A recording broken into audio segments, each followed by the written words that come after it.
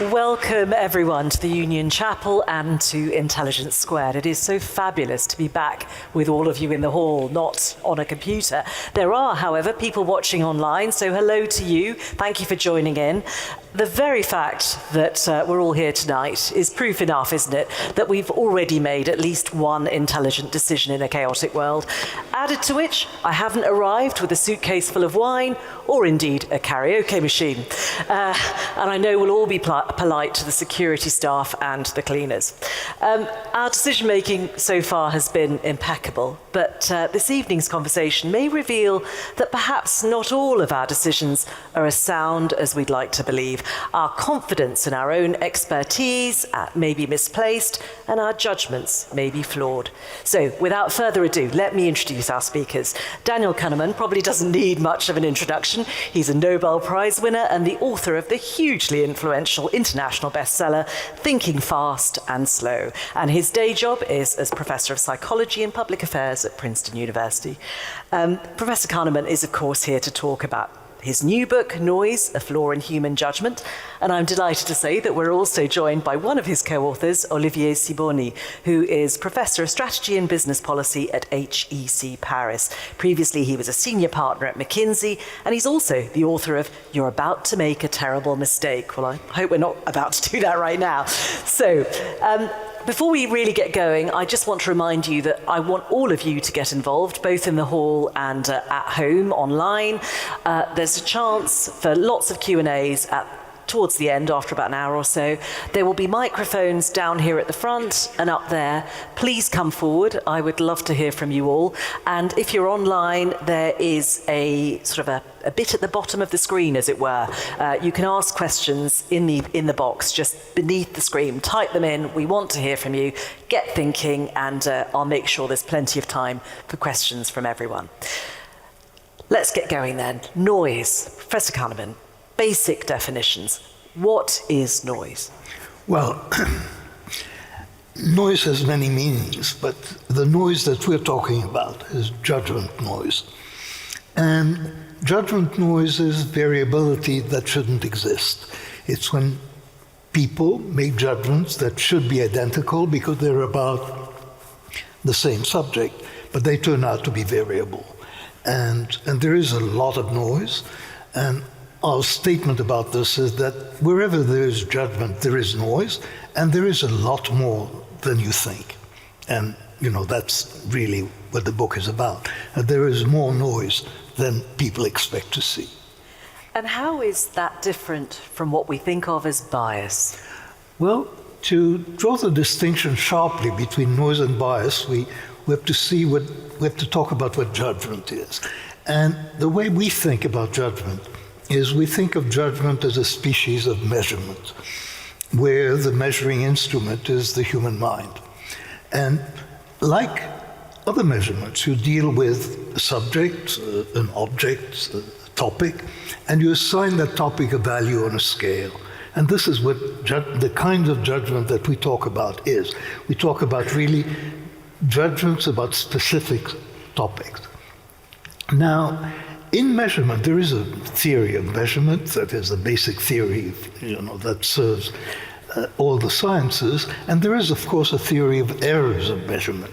So when you measure, you take a physical measurement, say of a line with a very, very fine ruler, and you take repeated measurements of the length of the same line, then what's going to happen is this: you're not going to get the same result every time if the ruler is fine enough. And that variability, that is noise. But there is another kind of error, and this is that every measurement is likely to be an error, an overestimate or an underestimate, and the average error is called bias.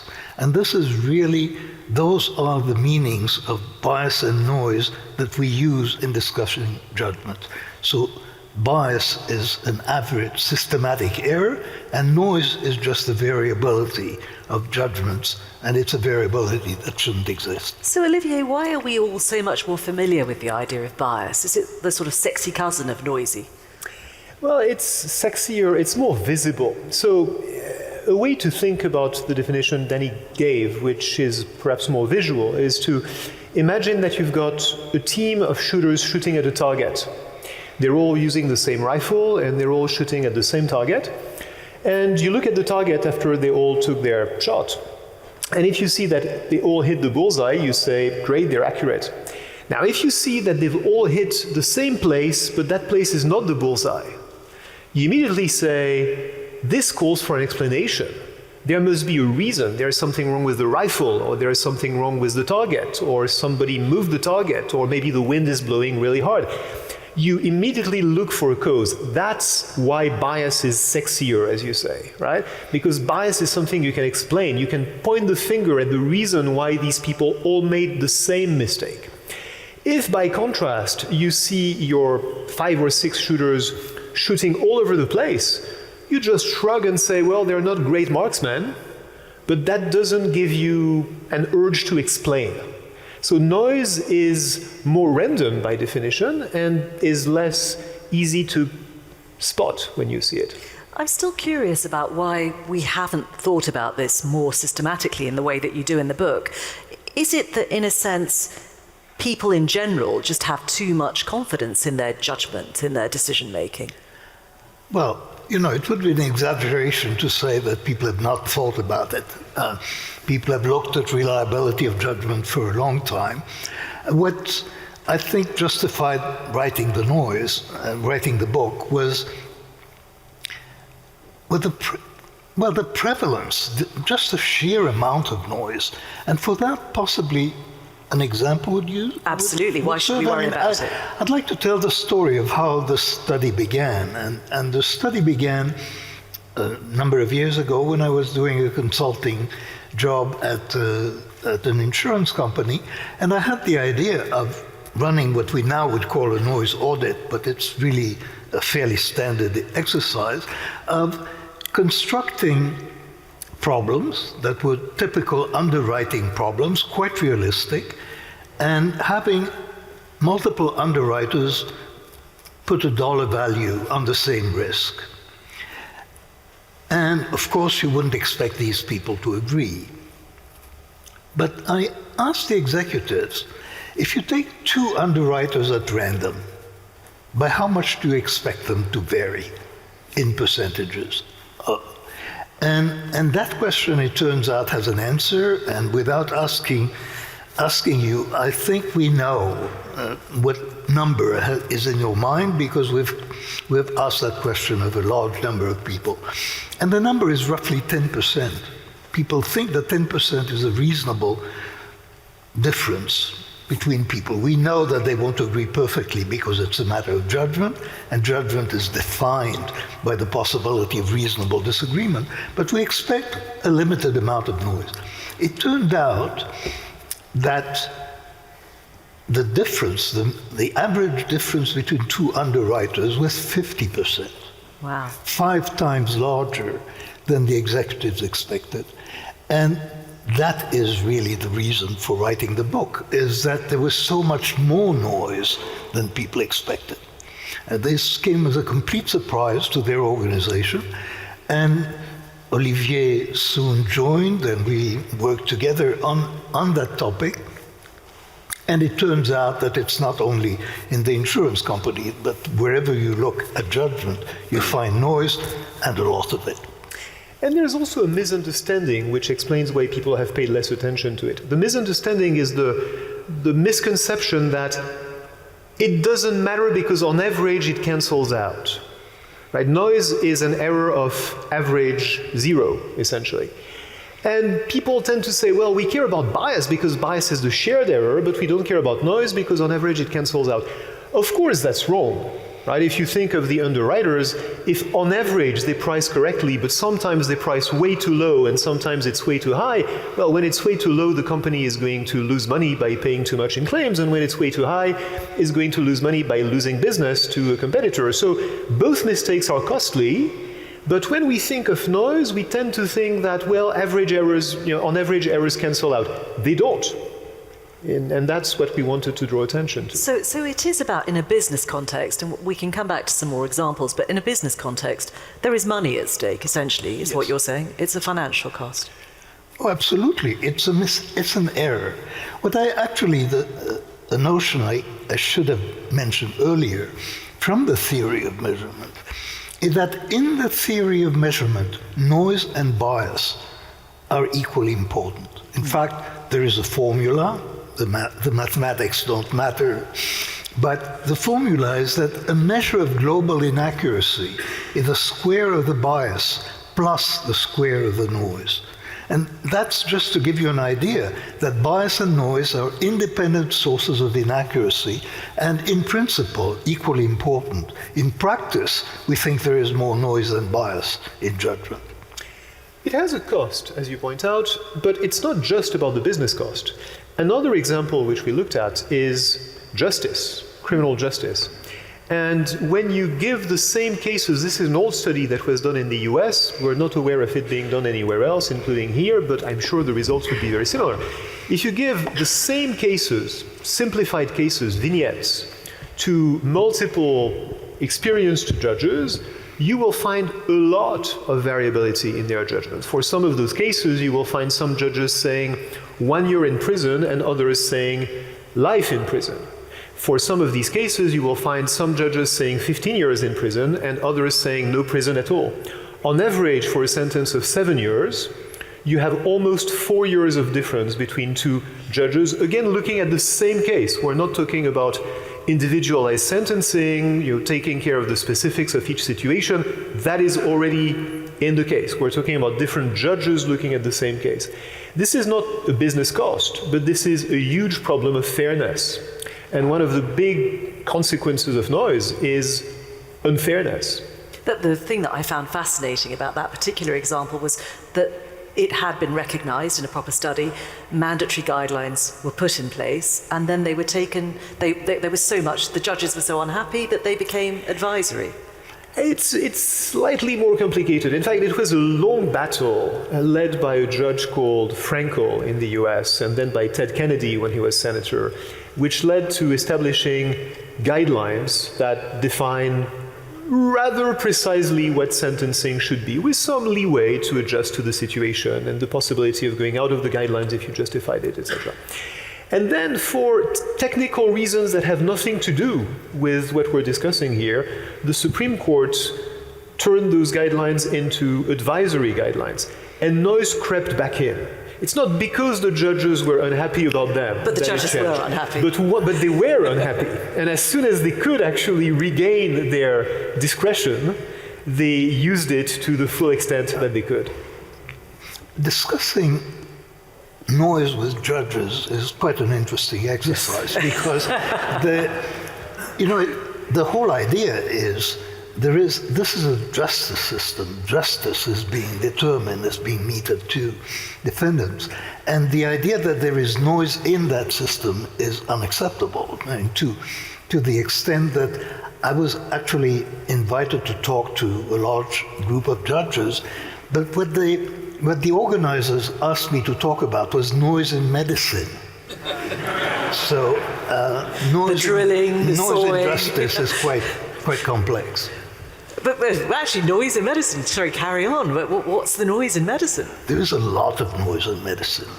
About as much noise as wherever there is judgment, there is noise. And so this is true for diagnosis, this is true for treatment. In some cases, it really is quite shocking. We had a set of data sent to us from Harvard Medical School on the diagnosis of epilepsy from EEG recordings. And the average correlation between two physicians in judging cases is not exactly zero, but not much higher than zero. And in fact, negative, I think. If I recall correctly, I think it was a small negative number. No, wasn't it? I don't think, I remember it as slightly positive, okay. but in very small anyway. In either case, it was very small. adding to that view that medicine is an art rather than a science. But so far, I mean, these are decisions that are made repeatedly. So if you go back to the judge or the doctor, indeed, they're making similar decisions over and over again. Does it apply to one-off decisions? Can you talk about noise in singular decisions? Well, we ask ourselves that question because obviously when we measure noise, when we define noise, we define it as variability between multiple decisions that should be identical. That definition does not apply to a decision that you make only once. But when we look at the things that cause noise, which we haven't talked about yet, the psychological mechanisms behind noise, it's very clear that they're also present when you make one of those one-off, life or death, momentous, change the world decisions. Brexit or no Brexit. Is there noise in that decision? Well, if you think that it's a judgment that is being made by a human being, there must be, because the same causes that create noise are there.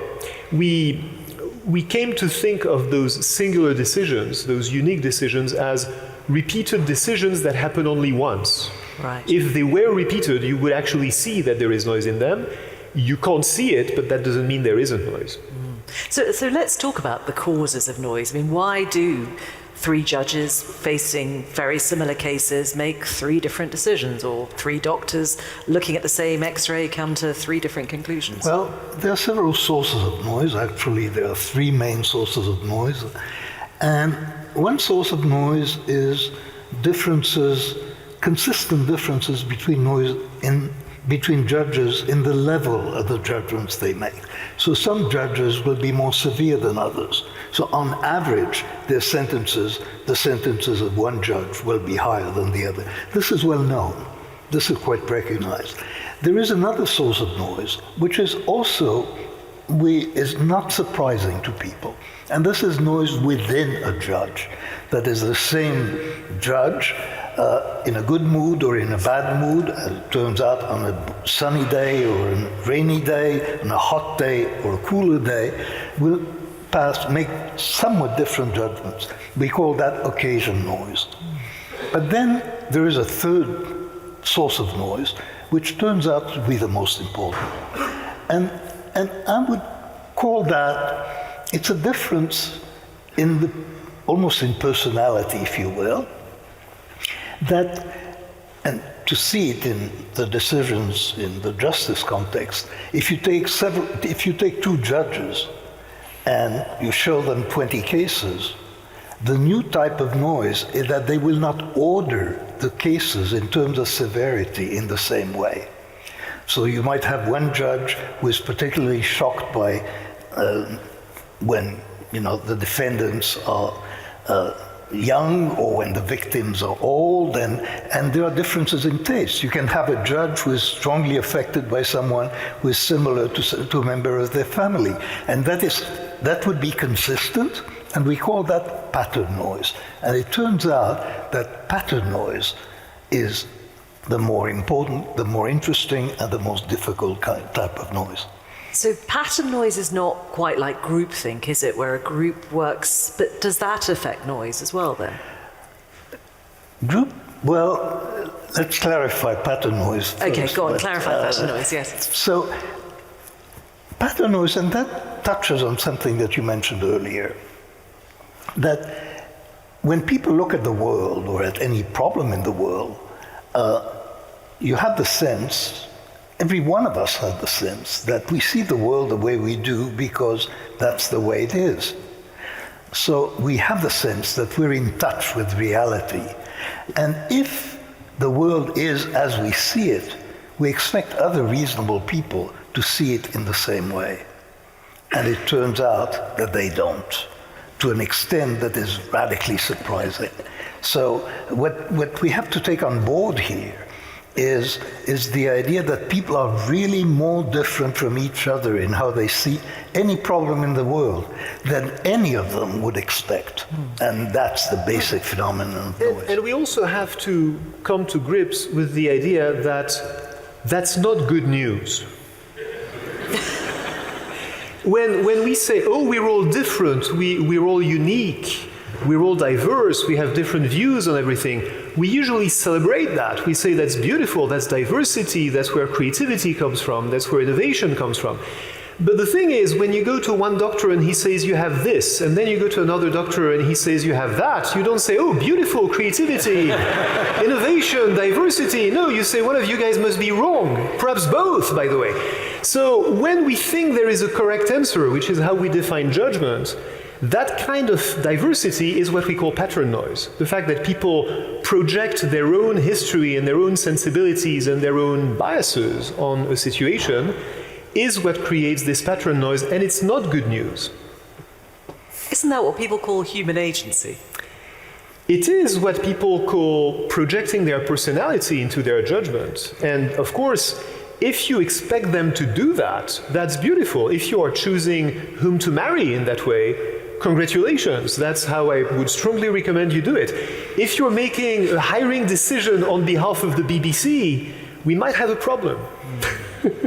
So to go back to the earlier point then, if you have a meeting and the first person stands up and says, I definitely want to do it this way, I definitely think we should only employ people who wear red t-shirts, and the second person gets up and says, well, are they more likely to make the same decision? How do people affect one another? How does that create noise?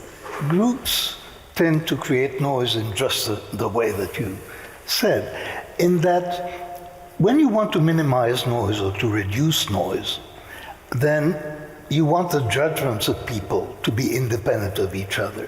So you would want witnesses to the same crime to discuss their testimony before they give it. And this is precisely what happens in a meeting. In a meeting, people influence each other, and the first person to speak has a disproportionate influence on the others, and that is an element of noise, because the first person to speak is not necessarily the best, is not necessarily the most accurate. So are you saying, in a sense, that we're disinclined to disagree? Well, certainly. There is a massive amount of conformity that goes on, and this is when, otherwise meetings might go on much longer. But, and as it is, they go on too long. But there is convergence, and there is, in that sense, more convergence than we would want. That is, ideally, the ideal form for a meeting would be one in which people come prepared, each with their own opinion, and you establish the amount of divergence in their opinions, and now you discuss it, and now you try to reach convergence. But the automatic kind of convergence that happens in a debate is actually not a noise reduction mechanism. When we were working on this topic, we interviewed an organizational psychologist who worked with the admissions officers of universities. And he told us the following story. He had come to an admissions office in a large university where admissions officers would read the application essays of applicants, and they would grade them, and then they would give the essay with the grade to another admissions officer who would make a separate judgment. So our friend recommended, of course, that they should make those judgments independent by hiding the grade given by the first officer from the second officer, so that these two judgments could be different. And the answer he got was, oh, that's how we used to do it, but we disagreed so much that we adopted the current method. And this is a perfect summary of the trade-off that organizations make between consensus, which they must achieve at some point, and disagreement, which they do have. They tend to suppress disagreement as best they can in order to achieve consensus and to be able to make decisions. And what we're saying here is, if you want consensus to be achieved on something closer to the best possible answer, you might want to delay the moment when you achieve that consensus and to make sure that you get independent opinions at the beginning of the process. It's interesting that we're talking about convergence and people wanting to agree, when certainly in politics, what we talk about all the time is polarization. Well, we talk about judgments, and we try to avoid judgments of values and differences in values. So the assumption is, when you have underwriters or judges, they speak for an organization. the organization speaks through individual functionaries. And you want an organization to speak in one voice. And noise is a failure, is a cacophony. But when it comes to values or when it comes to politics in a democracy, you certainly want to allow differences and divergence of values, and you certainly don't want to impose noise reduction. Well, that's interesting. No noise reduction in politics.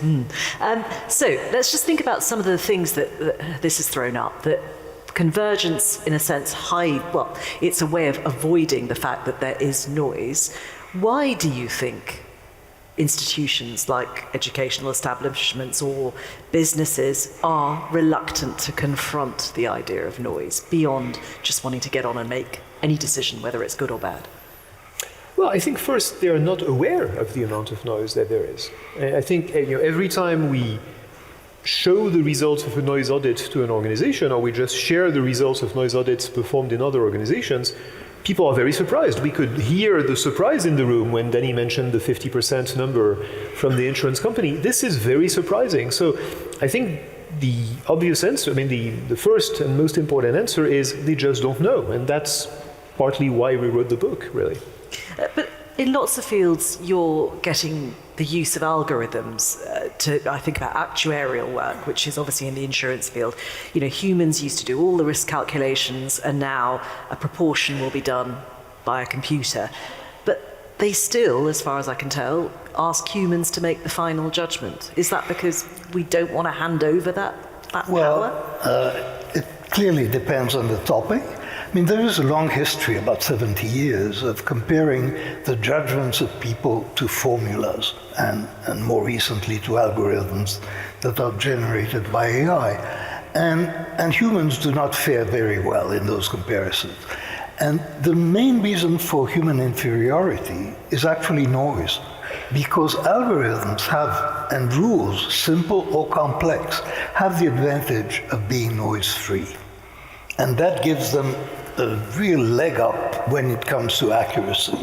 But isn't the obvious counterpoint to that algorithms can make matters worse because they will have inherent in them the biases of whoever wrote the code? They will. Although there is no reason why those biases should be worse than the biases of the humans. Again, it depends what the comparison point is.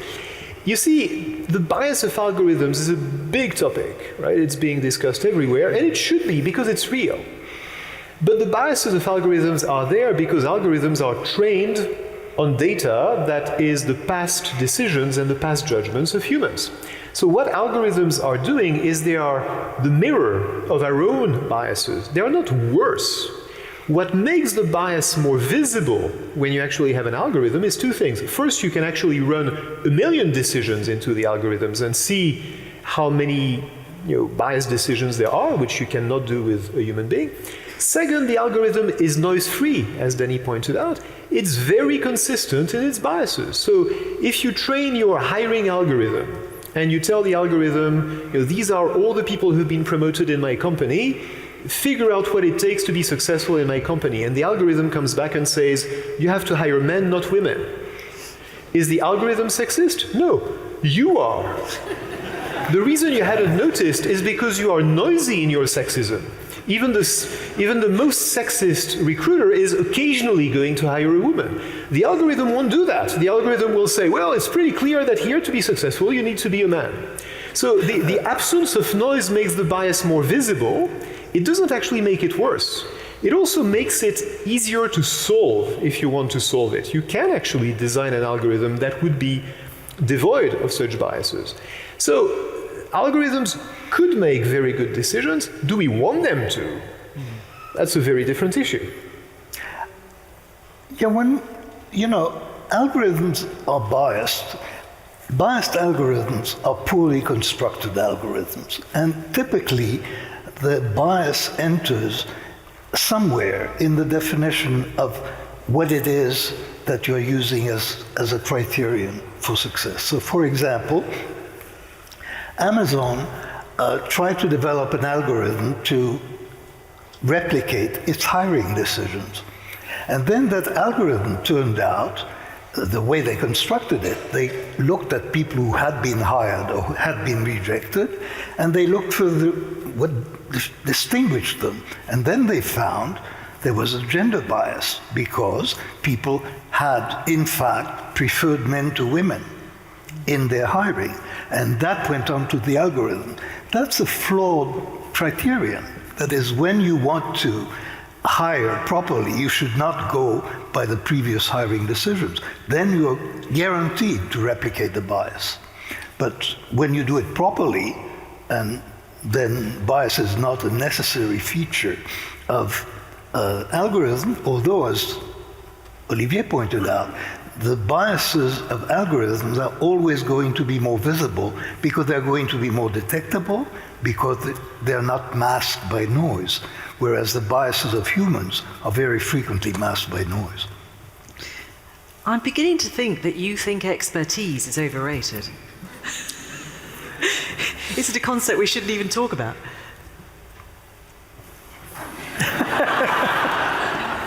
Expertise in the field. If you want us to say, oh, we've had enough of experts, we're not going to say that. No. There is an interesting question when you think about expertise, how we evaluate expertise. And this is that many of the judgments where we look at experts are actually unverifiable. That is, there are judgments that we make, like long-term forecasts, which cannot be verified. And yet, so you would think that people who specialize in that kind of judgments, how do we know how to distinguish a good professional from a weaker professional? And there it turns out that there are ways for people to emerge as experts. We call them respect experts, because they're experts because they're respected, not because of the quality of their performance, because their performance cannot be evaluated. So there were expert astrologers, and that is very useful to remember, that some astrologers had the respect of their peers, and they were taken more seriously than others, and they operated as experts. And what creates a respect expert is self-confidence, eloquence, intelligence. I mean, a lot of properties that we want, but they do not guarantee good performance. Good performance requires some verifiable criterion, some way, some feedback about the accuracy of the judgments that are made. Now, if you are a chess player, if you are a weather forecaster, if you are an investor, your expertise can be measured, can be assessed against objective benchmarks, and we can decide after a while that you are an excellent or a poor weather forecaster because we see how accurate you are. These are not the respect experts, they are the real experts. You can real see experts. the outcomes, yes. So a fair chunk of the book is actually a sort of a how-to manual. And by that I mean you sort of say how to detect and reduce noise. Give us some pointers. If I decide this is a really bad thing, I want my decisions to be more efficient, to be more accurate. What do I do? So we've talked about algorithms, and the basic idea of algorithms is to say, as Danny pointed out, wherever there is human judgment, there is going to be noise. If you want there not to be noise, take out the human judgment. Let's put that aside because there's many situations where it's either impractical or undesirable for either good or bad reasons to use algorithms, and you will want to use human judgment. When you are going to use human judgment, the approach or the set of approaches we suggest to reduce noise in human judgment is what we call decision hygiene. And the reason we use this odd phrase is because the analogy of washing your hands is apt here. When we wash our hands, we are not saying, oh, this was this germ that I take out, and this is this disease that I've avoided. We don't know what problem we've avoided, we just know it's good prevention. We're putting the process under control. And decision hygiene does that. It puts the decision process, it puts the process of judgment under some sort of control. How do you do that? We've talked about aggregating independent opinions. That's a good way to introduce decision hygiene. Making sure these opinions are independent. If you aggregate opinions through discussion, as we pointed out, that actually does more harm than good. Another way would be to structure your decisions. Yet another way would be to use relative judgments rather than absolute judgments wherever you can. There's a whole series of things which, taken together, help introduce a little bit more discipline into your decision making. And I should point out here that when we talk about noise reduction or about decision hygiene, we had, in writing the book, we had organizations in mind. That the book is not self-help for individuals. I'm quite skeptical about the ability of individuals to improve their own thinking. But organizations have procedures, they have processes. It is possible, although this is not typical, that there's few organizations that I know about have designed processes for reaching judgments or decisions. But we believe that more organizations should have designs for making decisions, and design that embodied or that incorporate the principles of decision hygiene. So organizations have an opportunity that individuals do not have. At the beginning, you described the underwriters at the insurance agency realizing how much noise there was. But is it, okay, so there you identified it, but is it an expensive process, a difficult process for organizations to undertake? Do you think there will be a reluctance to identify noise?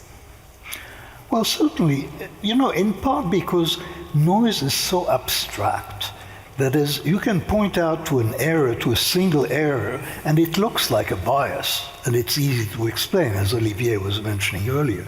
Noise, there is no single error unless it's a complete outlier, but normally, you cannot point to an error and say this is noise. It takes more than one error. It takes the variability of errors.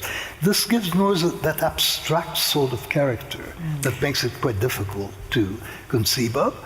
And it is true that when you try to mitigate noise in an organization, you will certainly face resistance, and you will face resistance which in part is fully justified, because there is the danger of bureaucracy. There is the danger of imposing procedures that turn mechanical and that make people less involved in the judgments that they make. So there is really a trade-off between design decisions and spontaneous decisions, and it's up to individual organizations to find their way in that trade-off. And before you even get to noise reduction, just becoming aware of noise is something that many organizations will resist. Because noise is embarrassing. We've talked about one problem of noise, which is that it's costly. We've talked about another, which is that it creates unfairness.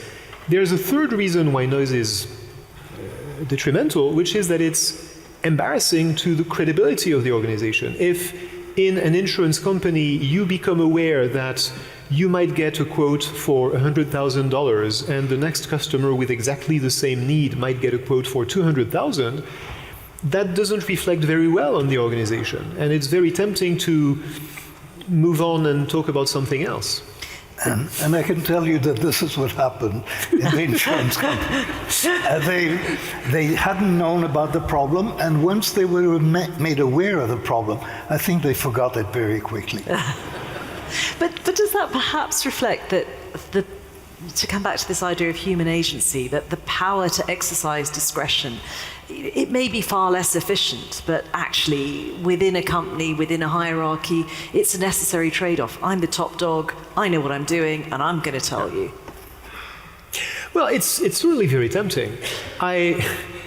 We had an interesting conversation yesterday with a very senior HR executive who said, we read everything that you talk about, and it's clear that it would improve the odds of hiring the best people. But as you point out yourself, hygiene is a bit tedious. It's much more fun to hire people I like. And if that's what you're going to do, that's fine, it's your business. If I were your boss, I would probably raise some questions, but I'm not, so you do whatever. And there is another reason that really comes up, and that judgment is typically and quite often very highly fallible. So, for example, in hiring, real accuracy in hiring is impossible. It's impossible because future performance is not fully predictable. A lot of things are going to happen on the job that cannot be known in advance, that are not characteristics of the individual, and that will determine the individual's performance. So the best that you can do in hiring is quite poor, but you can do worse than that. And that people do. And people do. But what you get as a response quite often, well, if all you can promise me is that performance will be quite poor, I might as well trust my gut. And that's a mistake.